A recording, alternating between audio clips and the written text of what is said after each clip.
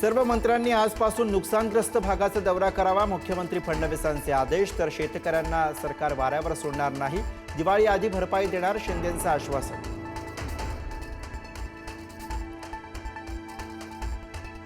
मराठवाडा आणि पश्चिम महाराष्ट्राच्या काही जिल्ह्यांमध्ये शुक्रवारपासून अतिवृष्टीचे ढग। नांदेड, परभणी, बीड आणि धाराशिवमध्ये 26 सप्टेंबरपासून 4 दिवस पावसाचा अंदाज, हवामान खात्याकडून अलर्ट जारी। धाराशिवमध्ये पुराच्या पाण्यात अडकलेल्या नागरिकांना सुरक्षित स्थळी हलवलं, शाळा आणि मंगल कार्यालयांमध्ये पूरग्रस्तांच्या राहण्याची व्यवस्था।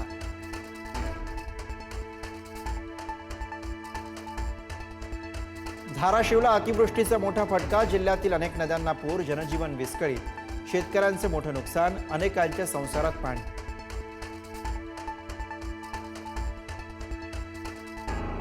धाराशिवमध्ये भूमपरांड्यामध्ये सोयाबीनच्या पिकांचं नुकसान, अनेक गावांना पाण्याचा विळखा, वाकडी पूल पाण्याखाली गेल्यानं अनेक गावांचा संपर्क तुटला।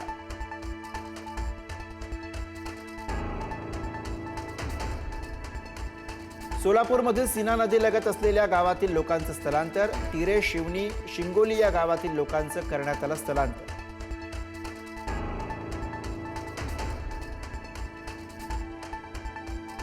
सोलापूरच्या सीना नदीनं धारण केलं रौद्र रूप, मोहोळ तालुक्यातील गावांना पुराच्या पाण्याचा वेढा, महापुरामुळे जनजीवन विस्कळीत।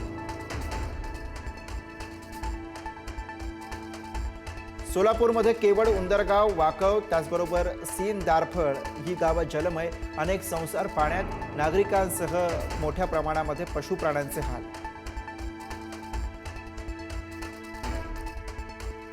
माढा आणि करमाळा तालुक्यामध्ये 26 गावांमध्ये शिरलं पुराचं पाणी, 80 ते 90 नागरिकांना सुरक्षित ठिकाणी हलवलं। तर चंद्रभागा नदीला पूर, छोट्या मोठ्या मंदिरांना पाण्याचा वेढा, पुरामुळे जनजीवन विस्कळीत।